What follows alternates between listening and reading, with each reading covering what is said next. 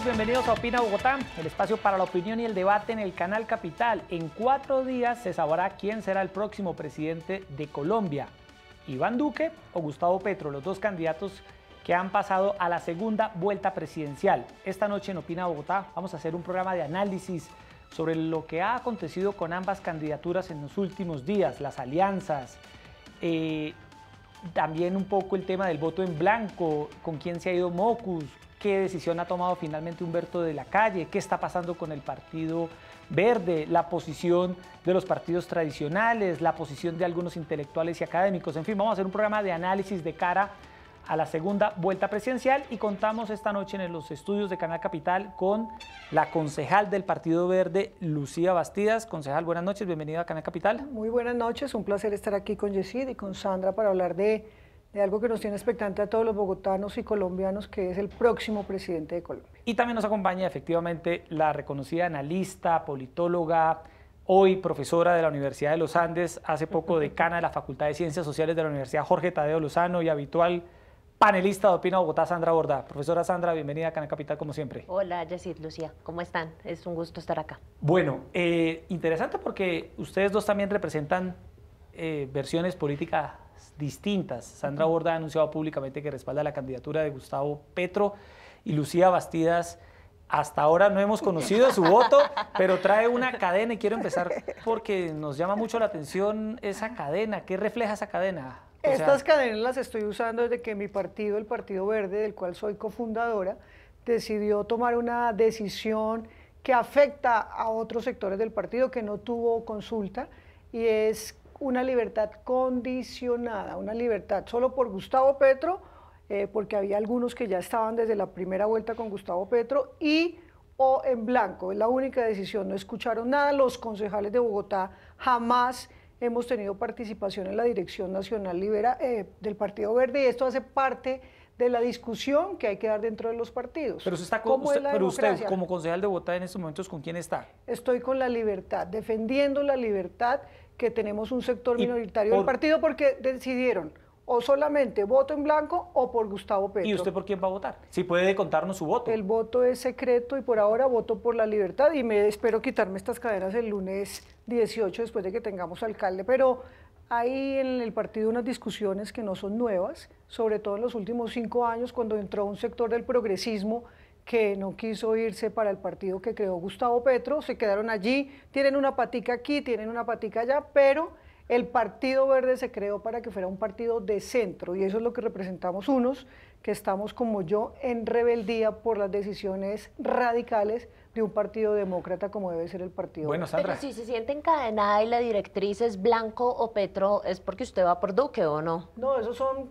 suposiciones, Sí, y me han suposición. enseñado el profesor Miguel Ángel que no, de los 4 acuerdos, que no hay que hacer suposiciones. Bueno, Sandra. Aunque la candidata a vicepresidente del Partido Verde dijo que ojalá le mandaran fotos, videos, documentos que tuvieran que ver de Lucía Bastidas o Osma Martínez con Iván Duque. Yo tengo una foto con Iván Duque de hace 20 años cuando trabajamos juntos, pero estoy en remodelación en mi casa y no la he podido encontrar. Entonces la voy a buscar para que la suba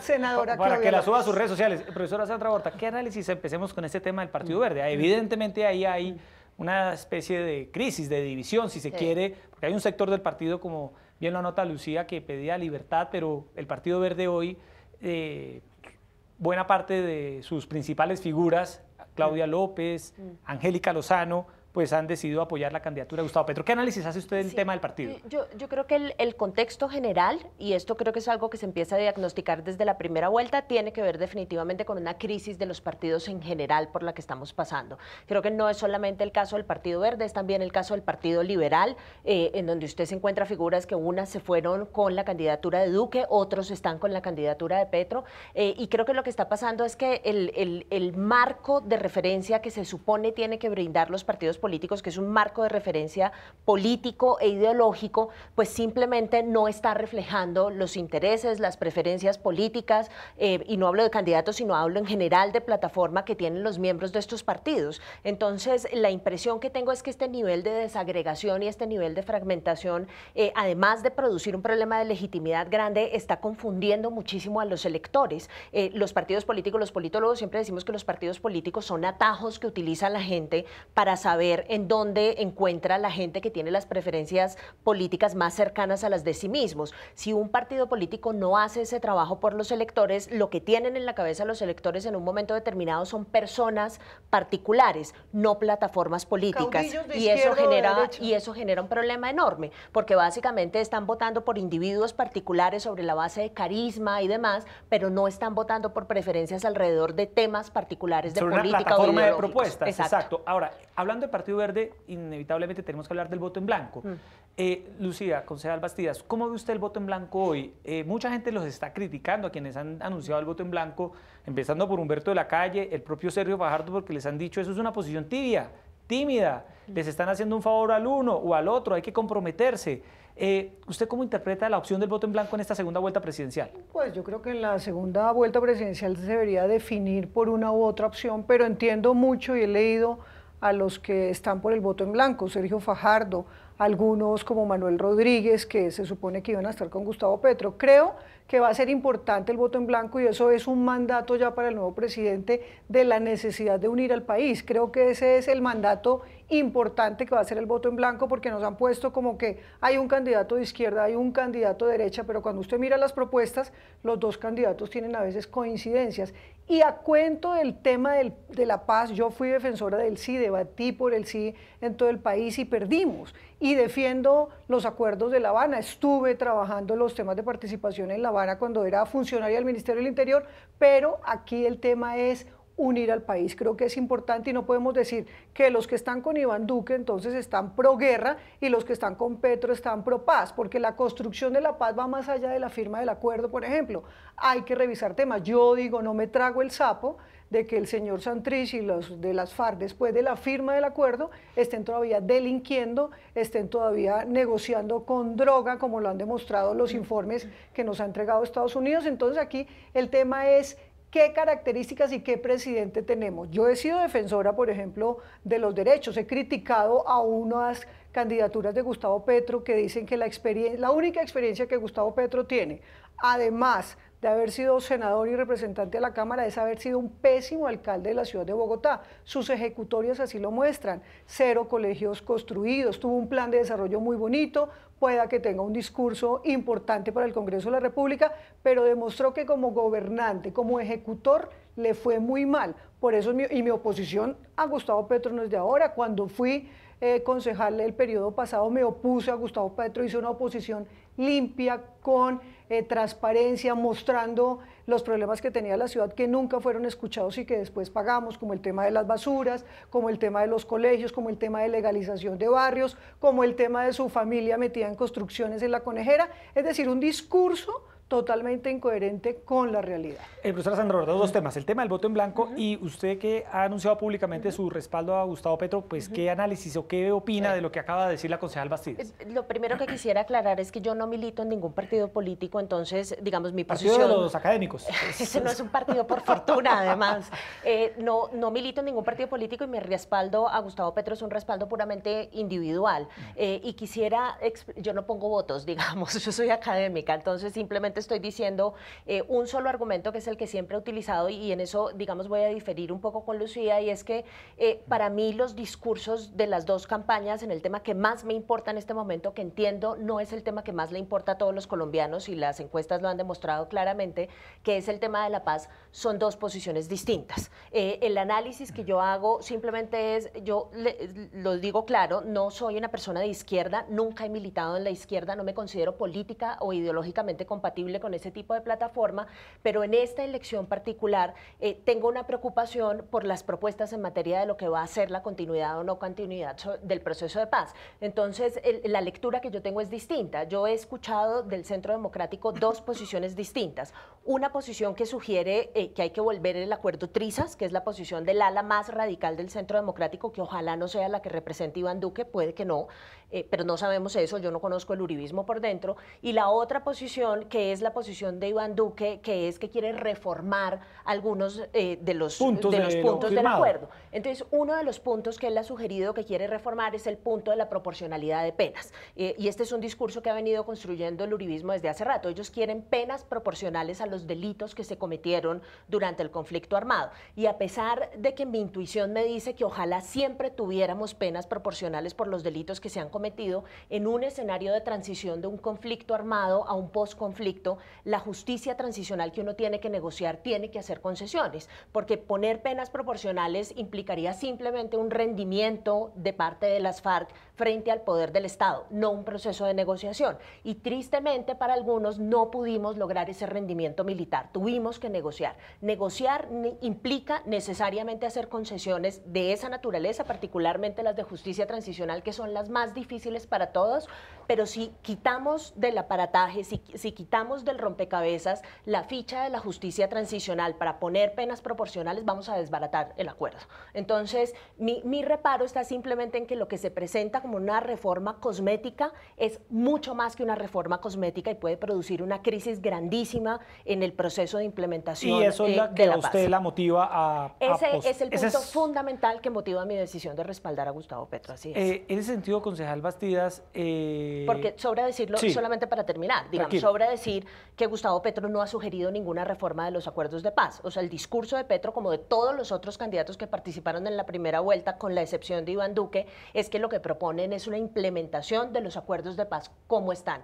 Una implementación más responsable que la que está adelantando el actual gobierno, que está haciendo, digamos, un completo desastre en materia de implementación, totalmente. Pero, digamos, una implementación responsable de este asunto para movernos, pasar la página y empezar a preocuparnos por otros temas de política pública que son urgentes en este país. En ese sentido, concejal Bastidas, ¿no hay una preocupación legítima de un sector del país sobre qué va a pasar con el acuerdo de paz entre el gobierno y las FARC? ¿Qué puede llegar a ocurrir si de verdad este acuerdo se va a reformar a tal punto que se puede llegar a romper?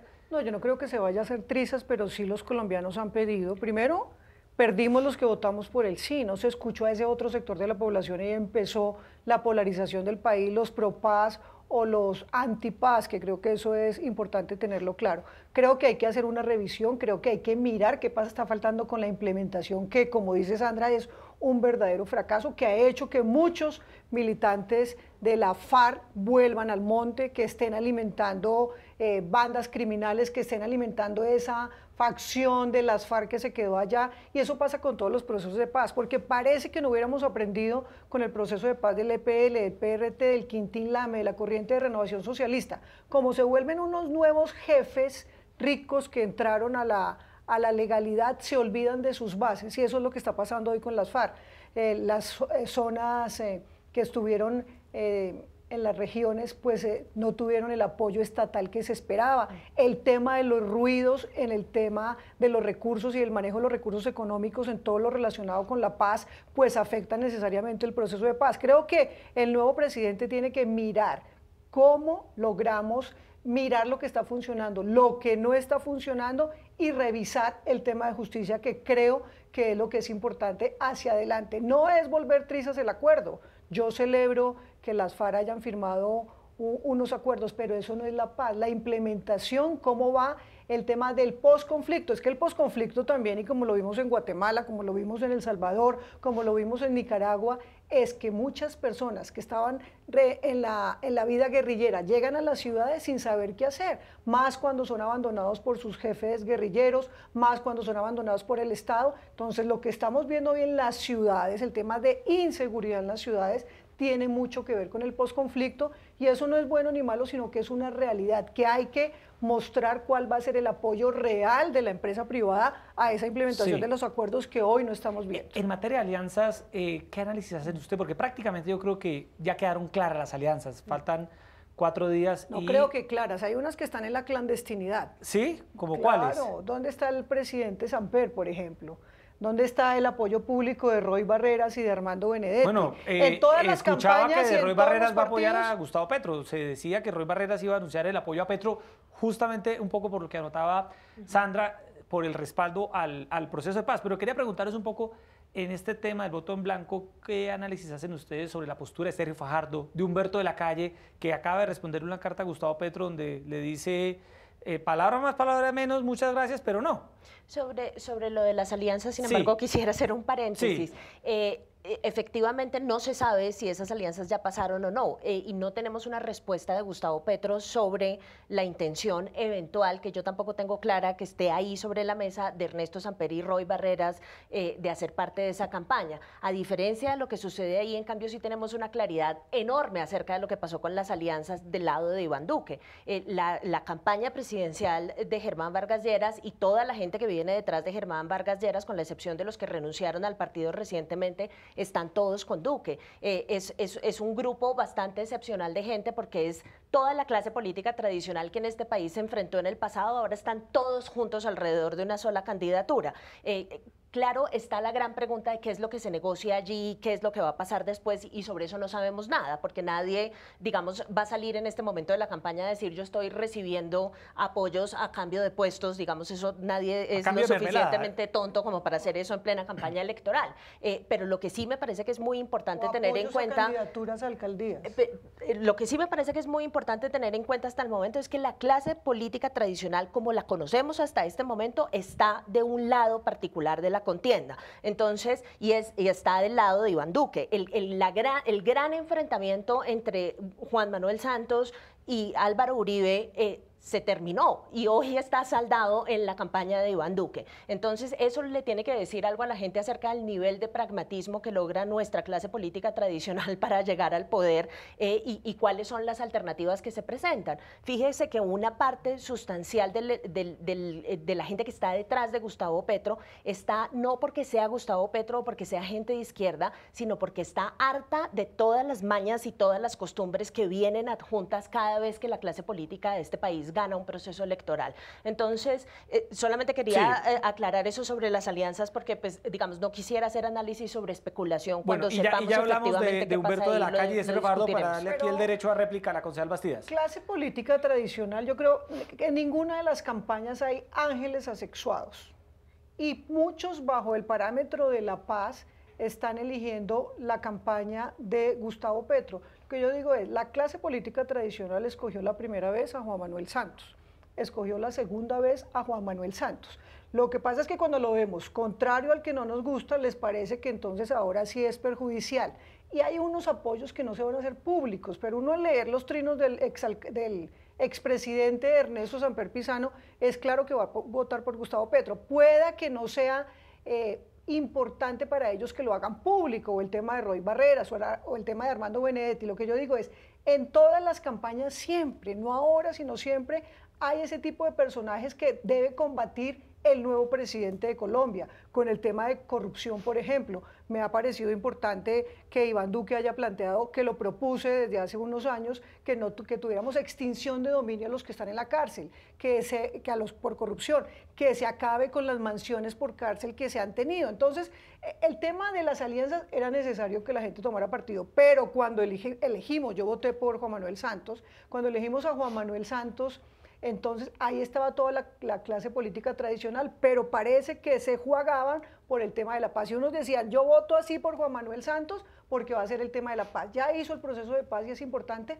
pero también se han dado errores importantes. Y creo, por lo que he visto en alguna coyuntura, en las entidades están votando por Gustavo Petro. Entonces, es decir, los expresidentes se han aliado con Andrés Pastrana, con Iván Duque, Ernesto Samper Ernesto Samper con Petro, César Gaviria con Duque, y los partidos están divididos. Yo veo parte del liberalismo también, unos con Gustavo Petro y otros con Iván Duque. En Cambio Radical hay unos que veo callados, hay unos que han renunciado a los partidos porque es políticamente correcto. Y miren, las candidaturas, ¿cuántos tuvimos? 11 que recogieron firmas cuando sabíamos que venían de los partidos tradicionales. Entonces, y el tema, cuando hablamos de la nueva política, de combatir la corrupción, por ejemplo, ahí no podemos salvar al Polo. El Polo es política tradicional porque tuvo a Samuel Moreno en sus filas, acabaron en el tema de la corrupción con esta ciudad, que eso es lo que no perdono yo, por eso no podría votar por Gustavo Petro, porque ha habido complacencia por parte de la izquierda con el tema de la corrupción. Entonces dicen, como ahora estamos al lado de Gustavo Petro, que tiene un discurso anti, o con el tema de Claudia López, que tiene un discurso anticorrupción, aquí no estamos pensando en mi partido, cualquiera que sea, entonces todos son perfectos porque tenemos un discurso anticorrupción, porque no es cierto. En todos los partidos de izquierda, de derecha, de centro, hay que hacer una purga y de verdad decir, todos vamos a combatir la corrupción, porque eso es lo que no vemos el día de hoy. Ese es un discurso muy parecido al discurso de Germán Vargas Lleras y de Cambio Radical, que es, corruptos sí somos un poquito, pero todo el mundo es igual. A mí me parece que ese discurso, sí, pero es que el Polo, no, el Polo no está con Gustavo Petro, o sea, el Polo no está con Gustavo Petro, y una de las razones... El Polo hizo una alianza con Gustavo Petro. Una de las razones de la ruptura de Gustavo Petro con el Polo, y una de las razones por las que Jorge Enrique Robledo no ha querido darle el voto a ellos, pero es que es la parte mayoritaria, es justamente porque Gustavo Petro se rebeló contra el proceso, contra todo el problema de corrupción que existía en Bogotá durante el gobierno de Samuel Moreno. Entonces, Alex, todos los congresistas, a excepción de Robledo.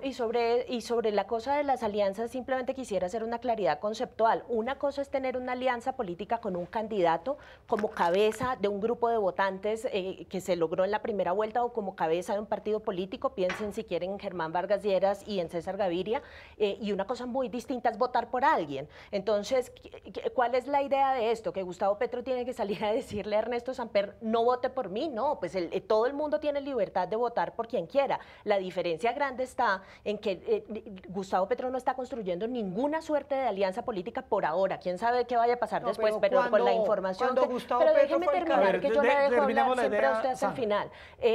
Lo que está haciendo hasta este momento Petro es simple y sencillamente construir alianzas de carácter partidista con una parte del Partido Verde, con una parte del Polo, efectivamente, y con otros sectores que en la primera vuelta quisieron pasar a la segunda vuelta esa candidatura. Pero decir en este momento que Gustavo Petro tiene una alianza con Ernesto Samper, yo creo que no es riguroso. Que Ernesto Samper vote por quien quiera, pero ahí no hay una alianza de carácter político. Ernesto Samper no representa ningún partido político en este momento. César Gaviria es el presidente del Partido Liberal y ellos están del lado de Iván Duque. Entonces, yo simplemente invito a que hagamos la discusión con un poco de rigurosidad, porque no es lo mismo decir que el Partido Liberal está con Iván Duque a decir que Ernesto Samper está con Petro y está construyendo una alianza de carácter político. Hablemos un Primero, poco... pero varias claridades frente al tema del Polo Democrático.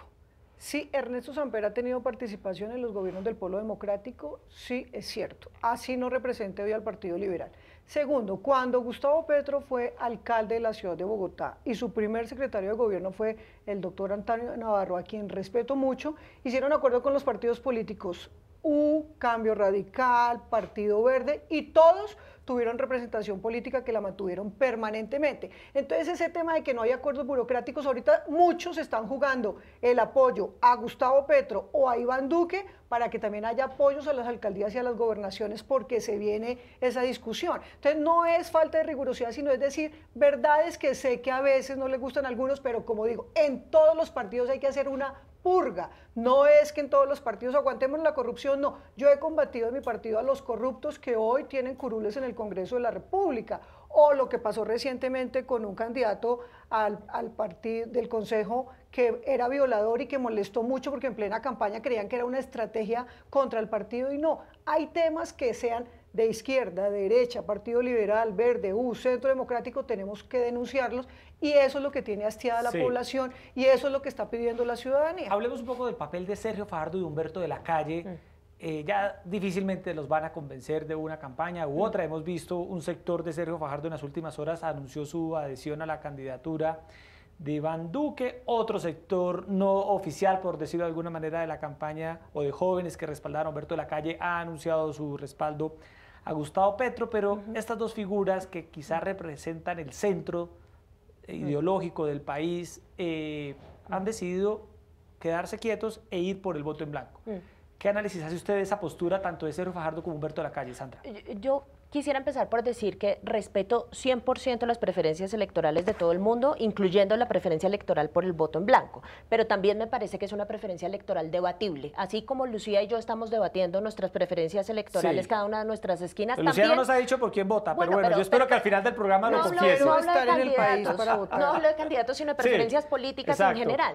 Todas son debatibles, entonces nadie pone por encima de toda esta discusión al voto en blanco, ¿sí? El voto en blanco también se puede discutir, que me parece que por ser una alternativa relativamente nueva y con un perfil mucho más alto que el que ha tenido en el pasado, entonces ahora todo el mundo cree que uno no le puede discutir a alguien porque vota en blanco. No, sí se le puede discutir.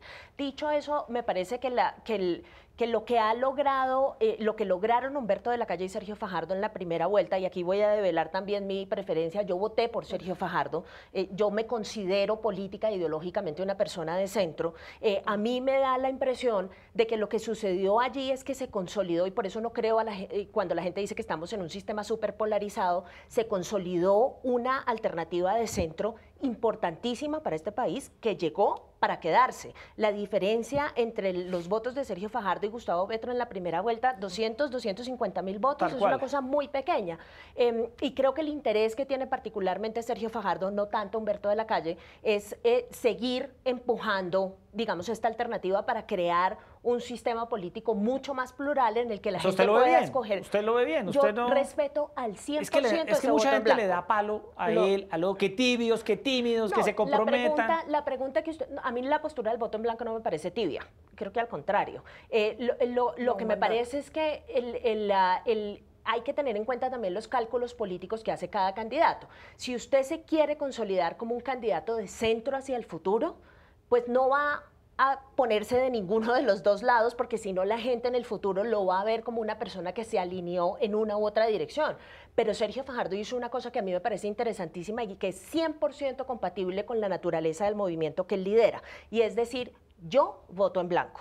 El resto de la gente que viene conmigo, que es todo voto de opinión como el mío, escoja qué es lo que quiere hacer. Y eso me parece que es un avance enorme en materia de cultura política. La gente que sigue a los políticos ya no son un rebaño enorme de gente que se iban en una dirección o en la otra de acuerdo con lo que decía el líder. La gente tiene la posibilidad, estos movimientos políticos son mucho más dinámicos de lo que eran antes. Entonces yo tengo que decir que respeto 100% la decisión de Fajardo. A mí Fajardo nunca me ha parecido un político tibio, creo que tiene posiciones claras que necesitan reestructurarse y repensar, y para eso va a haber tiempo para establecer una plataforma clara de centro, pero me parece que también camino a la segunda vuelta esa plataforma no ganó. Lo mismo que desde Lacalle aplica ese análisis, Sandra, para pero entonces usted como votante, ¿qué alternativa tiene? Que es el análisis que yo hago habiendo votado en la primera vuelta por el candidato que perdió y se quedó por fuera, que es Sergio Fajardo.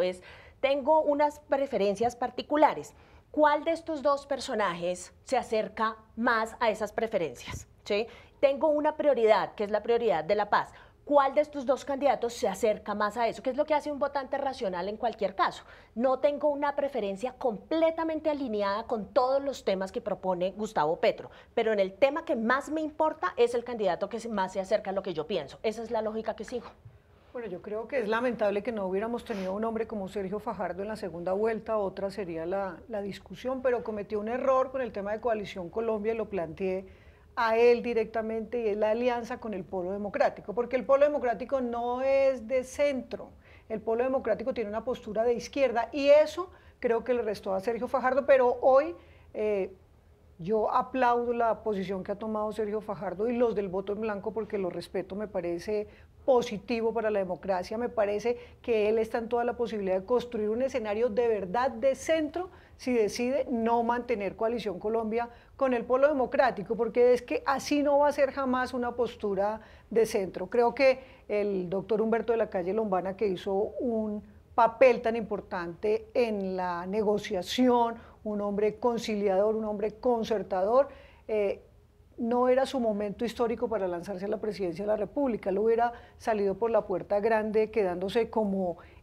ayudar a implementar los acuerdos. Entonces creo que valoro mucho a Humberto de la Calle como persona, como ciudadano, por lo que hizo en la negociación del país, y valoro altamente que haya decidido tener voto en blanco y ojalá pueda estar con el próximo presidente, sea quien sea, ayudando en el tema de la implementación de los acuerdos, que me parecería interesante. Me deja añadir una cosa supuesto, a lo que está diciendo Lucía, es que me puso a pensar en el tema de las coaliciones.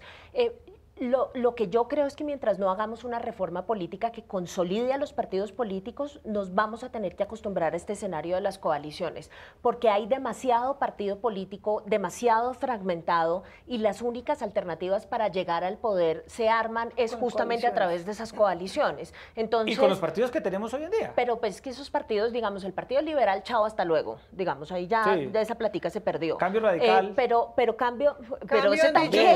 Varios, ¿no? Es que y estamos en una época, Sandra, usted que estudia estos fenómenos de ciencia política, donde casi que pertenecer hoy a un partido No, rarísimo. Se asemeja como si fuera un delito, pues. Pero además dinosaurio. No, terrible. Pero claro, yo lo invito a usted Antes a que era vaya fortalezcamos los partidos, ahora si usted es candidato a algún partido... Vaya de usted una a un democracia salón de clase en una fortalecerlos. universidad y dígale a los estudiantes que saquen su carnet de pertenencia a un partido político a ver si se encuentra uno. Ninguno. No se los encuentra. Claro. Entonces, el problema con eso es que hay mucha gente que dice, bueno, por fin nos deshicimos de los partidos políticos tradicionales, pasemos la Pero página. eso no es bueno. Pero eso no es bueno. Una democracia sin partidos políticos es una democracia coja. Venezuela. Porque usted necesita que la gente, usted necesita que los líderes políticos estén rodeados de un grupo de personas y de un grupo de ideas que los mantenga disciplinados. Si no, usted lo que se encuentra es eso, es Venezuela, son los caudillos que hacen un día una cosa, otro día otra cosa y nadie puede mantenerlos disciplinados. Hablemos de las encuestas. Hay que reconocer, después de tanto garrote que se les ha dado a las firmas encuestadoras, que en la primera vuelta,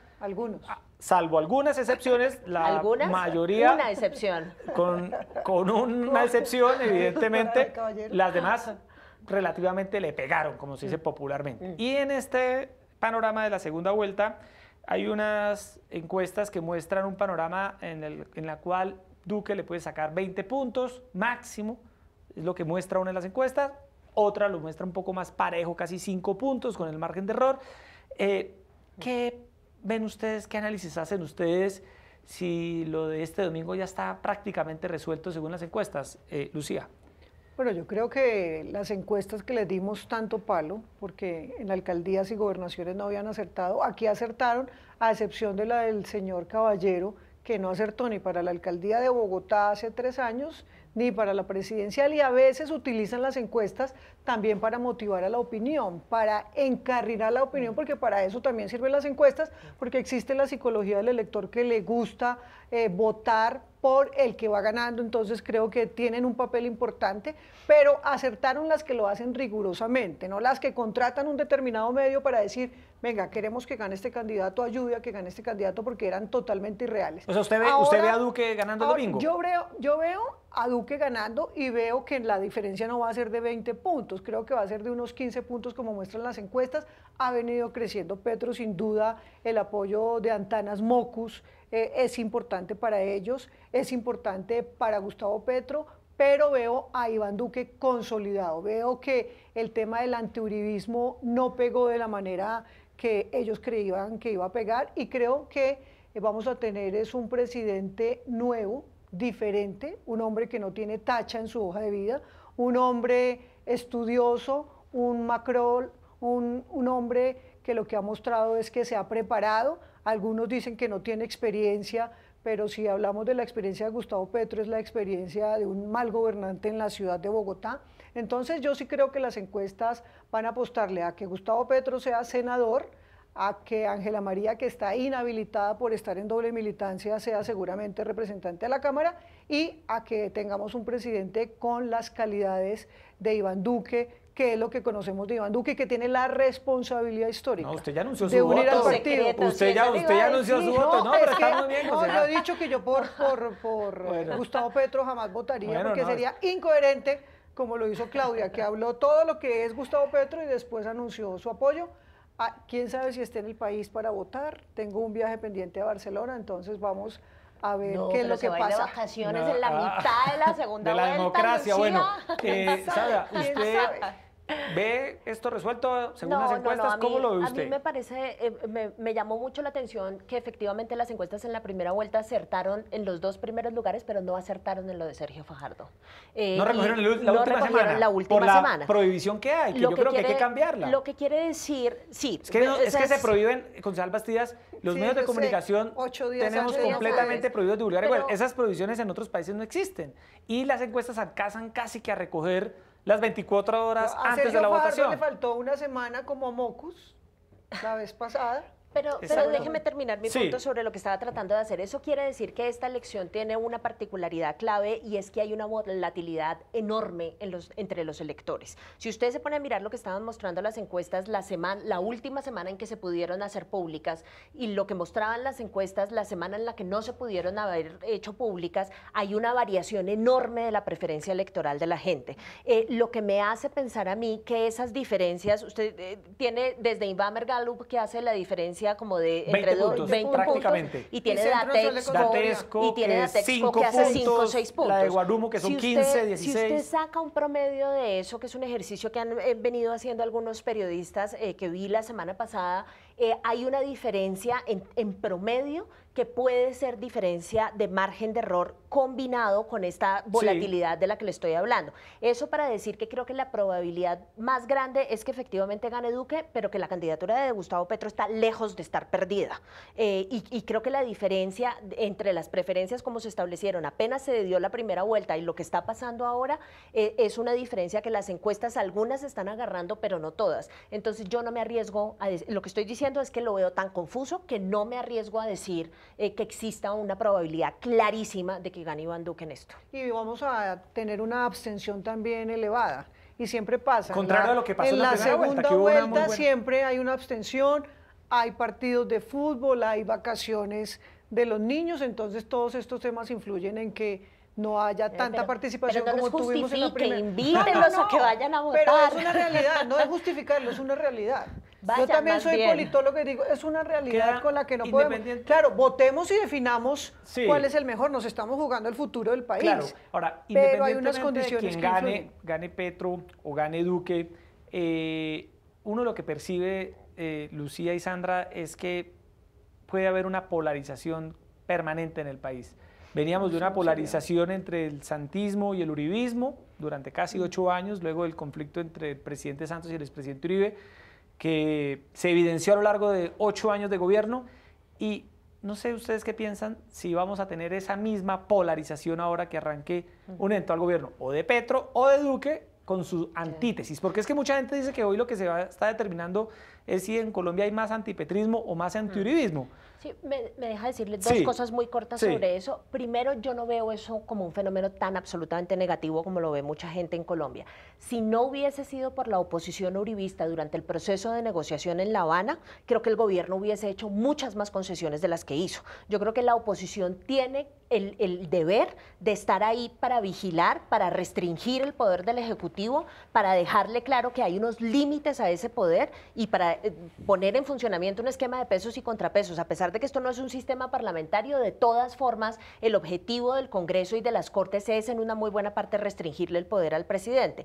Y sobre la base de ese argumento le digo, si eso continúa pasando, yo no tengo ningún problema con eso. O sea, si está contemplado dentro de la Constitución que el perdedor de la segunda vuelta haga parte del Congreso, es justamente para darle un espacio político a la que es la segunda fuerza en términos electorales. Entonces, está bien, y Gustavo Petro es bastante bueno haciendo oposición en el Congreso. Entonces, si eventualmente es él el que pierde, que esté ahí para estar contándole constantemente al uribismo cuáles son los límites de su poder político. Yo creo que eso son excelentes noticias. Y son excelentes noticias que en este país, después de la finalización del proceso de paz, tengamos un espectro tan amplio en materia política e ideológica. Yo celebro todos los días, a pesar de no ser una persona de izquierda, celebro todos los días que en este país país por fin la izquierda se haya consolidado como una alternativa política que la gente se tome en serio.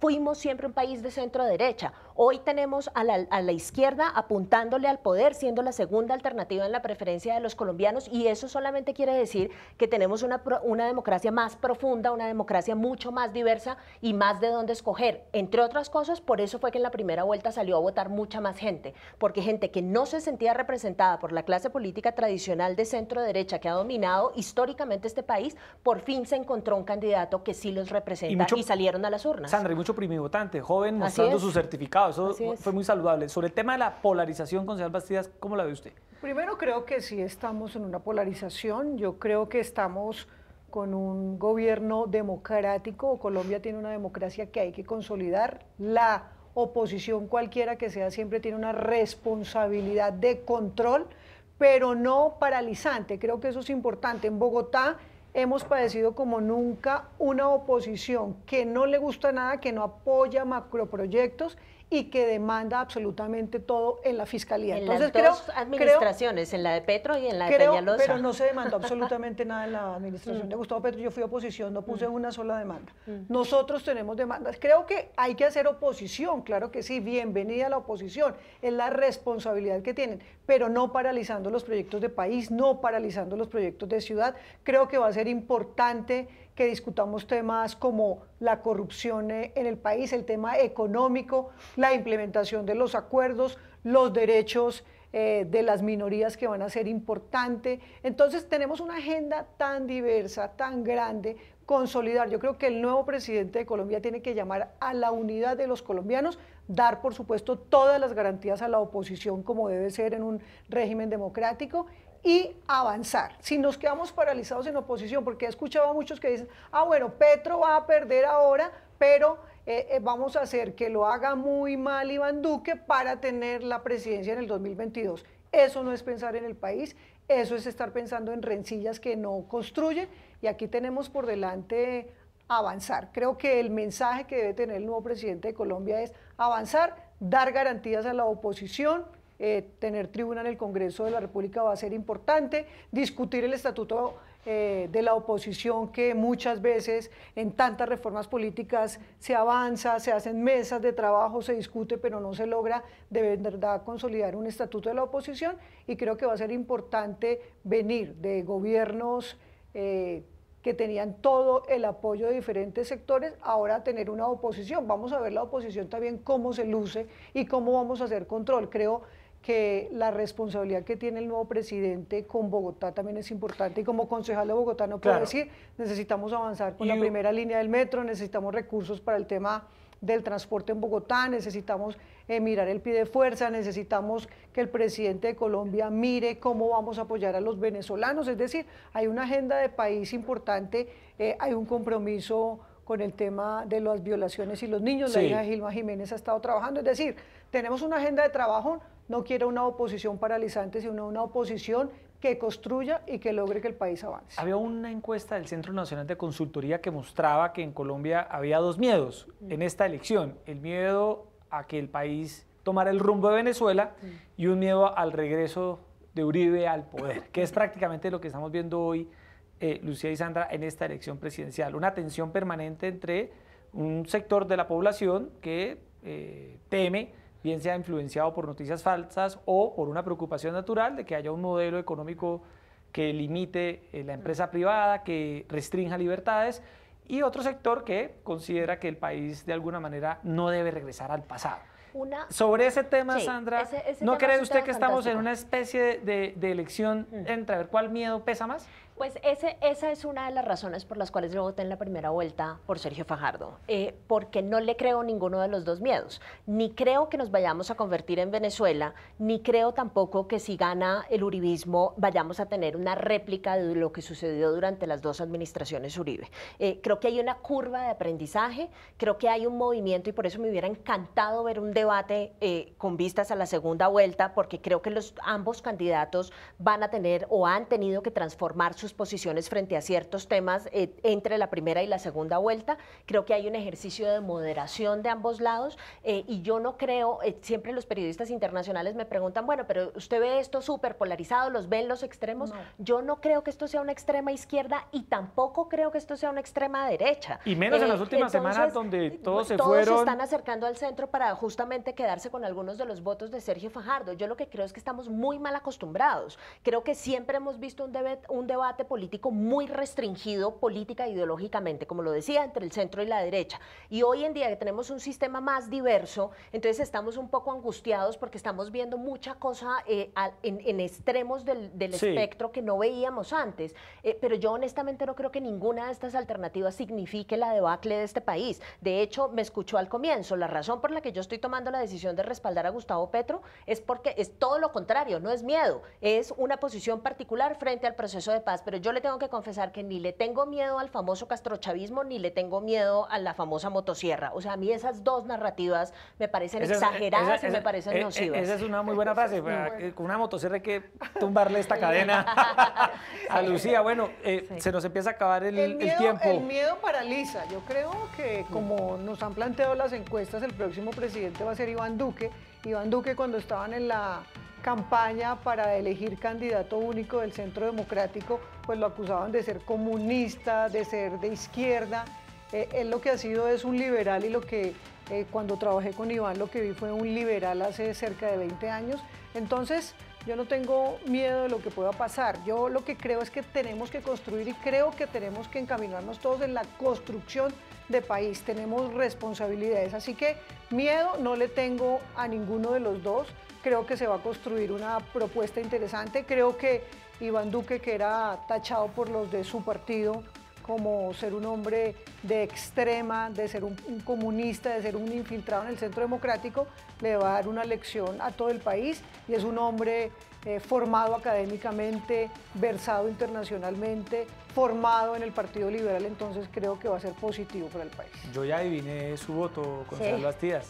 Bueno, no fue tan difícil saberlo. Ir a decirle a Claudia López para que me saquen del partido. No, claro, es que Sandra ya no lo dice, es que usted no está usted no está en un partido. Legales, claro. Usted no, por eso usted no usted la pueden acusar de indisciplinada. No, la expulsan, doble militancia, triple militancia. Las suposiciones. Bueno. No, pero estamos haciendo análisis político. Sí, pero se ha cuidado mucho, muy bien, para evitar poner en riesgo cualquier cosa. Concejal Bastidas, gracias por estar esta noche. Todo puede ser utilizado en su contra, así que no tengo problema. Bueno, y después del domingo, por favor, ya esa cadena. Sí, ya, no son collares, son las cadenas que piden libertad dentro de mi partido. Para que se la quite. Bueno, muy bien. Gracias por estar en Canal Capital. Profesora Sandra Borda, como siempre, muchas gracias. Y a todos ustedes, muchas gracias por estar esta noche con nosotros aquí en Canal Capital y los esperamos mañana una vez más a las 8:15 de la noche. Vamos a tener un debate interesante ya a puertas de la votación presidencial entre dos concejales de Bogotá que representan la antítesis política que se verá este domingo. Vendrá el concejal Daniel Palacios a defender las tesis de Iván Duque y vendrá el concejal Holman Morris a defender las tesis de Gustavo Petro para que ustedes escuchen, participen, opinen, escriban en redes y decidan lo que mejor consideren. Muy buenas noches.